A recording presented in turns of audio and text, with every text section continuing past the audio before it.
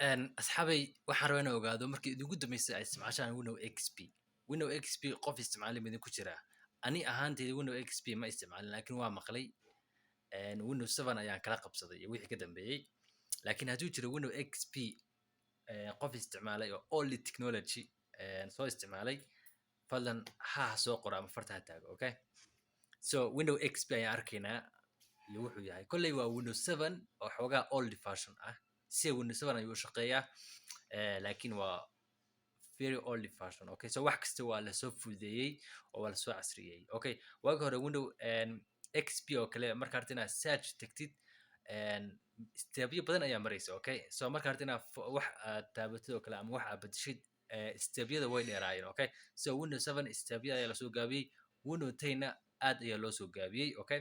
So markaste dadka userka ama annaka oo teknolojiyada isticmaala ayaa dadka developerska waxay u fududeeyaan inay waxay ay qabanayaan loo soo gaabiyo, okay?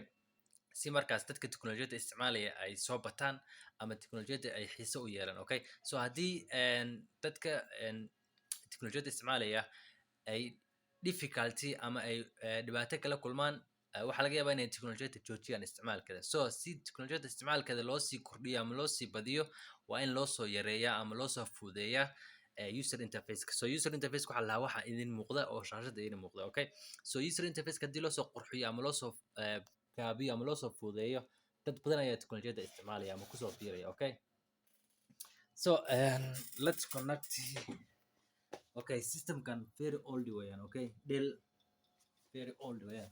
So let me connect to keep the router, the mouse. Okay, so Windows XP, okay? Old technology, okay? So I wish that time xilligii Windows XP uu casriga ahaa teknolojiyada haddaan baran lahaa, okay? maanta wax badan ay qabanaa. Okay, so waa Windows 7 oo laakiin waxyaalo badan ay ku kala duwan yihiin, okay? So search oo kale maxaa ku dhufatay search, okay? meelo kala duwan ayuu kuu diraya, okay? So halkan ayuu keenaya eygaas ayaa wax search garanaya laga wada, okay? So halkaas ayaa ku qoraysaa search. So meesha Windows 10 maanta halkaas search lagu soo saaray halkaas ama keyboardka aad waxa qorisba hore uu ku search garanayo laakiin Windows XP saas ma ahayn, okay? So sidoo kale iconiska isku qasa hadda waa la kala saaray iconiska Windows 10 ama Windows 7 kuu kala saaray oo button ayuu yeelay. So kan way isku qasan yihiin, okay? Confusion weeyaan, okay? So let's see my computer. So marka ku dhuftay my computer Windows 10 waa arkaysaan wax ku soo baxaya iyo diski iyo wax noocaas, okay? Kan maxaa ku soo baxaya floppy diski, local diski, whatever CD-ROM, okay? So wax taxanaya ku soo baxaya, okay? So it's very confusion to understand. So if you click right click and property, so let me see the information of the computer, okay? So computer kan waxaan isticmaalaynaa operating systemka oo Microsoft Windows XP professional. So 2002 weeyaan, okay? 2002 haddaad macnu aragtaan version packska, okay? Registerka iskoolka magaciisii and then whatever, okay? So computer kana waa Pentium R and 4 CPU, okay? And then 2.80 gigahertz xawaarihiis weeye computerka 2.79 gigahertz and then waxaan haysanaa 500 MB of RAM. Can you imagine? Hata computerada hadda socda RAM-kooda waa 16 GB, okay? So kan waxa weeyaan waa less than 1 GB, okay? Waa 500 GB of RAM. Xilligaas 500 GB of RAM wuxuu u dhigamay 16 GB of RAM maanta la isticmaalo, okay?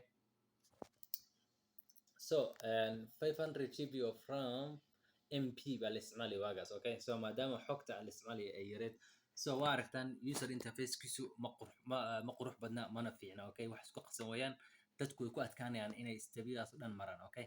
So maanta waxay isticmaalayaan teknolojiyad hal mar wax oo dhan soo bandhigaysa xogtan kala saaraysa si faahfaahsan ku kala saaraysa, okay? So maxaa kaloo tuslaa haddaa ku dhufatay my documenti saa aragtay dokumentiyada kala duwan, okay? My picture, so document kuma jiro halkan, okay? So whatever, okay? So no document weeyaan. So let's see the office kan isticmaalayna, okay? So let's see the office-ki meeshaan ku jiray. So let me say programs, but how do I get the office, okay? Accessory maybe, okay? So how do I get the office? I want to get the Word. Okay, so Microsoft Word. Okay, waxaad tegaysaa meesha ka qoran tahay Microsoft Office. Then waxaan ku dhufanayaa Microsoft Word 2007. Okay, so Office ku jira waa 2007 weeyaan. Okay, so asagana balan ku dhufana aan aragno 2007. Okay, so 2007 ani waa soo isticmaalay. Okay, so it's like almost 2010 ka waa isku mid. Okay, so waxyaala Office waa okay, Office waa caadi. Okay, there's no big difference. Okay, so Office waa iska caadi waa sida Microsoft Office ka normal oo kale. Okay, so Window Messenger. Okay.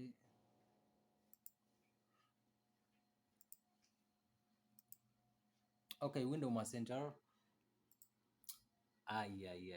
Ya xasuusta Window Messenger. Okay, Window Messenger ka internet keep ayuu ku soo dhacaya marka Window Messenger ka aragto maskaxdaada. Okay, so emailkaaga ama hotmailka ayaad halkaa la gelin jiray dabeeta dadka ayaad kala sheekaysan jiray conversation. Okay, social media waagaas ma jirin. Okay, and then animation wuxuu leeyahay beautiful animation. Okay, so markaa ku dhufatay minimize oo kale animationkaas. Okay, alla waa xasuusta internet kayfiyada waagaa isticmaali jiray long time. So what else I was going to see? Let me see the video, how it works video. Okay, so at that time there were no Chroma. Okay, so Firefox, only Firefox ayaa la isticmaali jiray iyo Internet Explorer. Okay, so let me see what else. So asxaabi that's it, Windows XP. Hadda Windows XP ga hawada lagu cunayaa oo Windows 10 ayaa systemkan la gelinayaa. Waa markii hardware-kan upgrade ku sameeyay si RAM-ka iyo hard disk-ga. Okay, so hard disk-ga RAM-ka hadda waa old technology, so waxaa la gelinayaa new hard disk and new RAM. Dabeetana waxa lagu shubayaa Windows 10. Okay, latest version. Okay.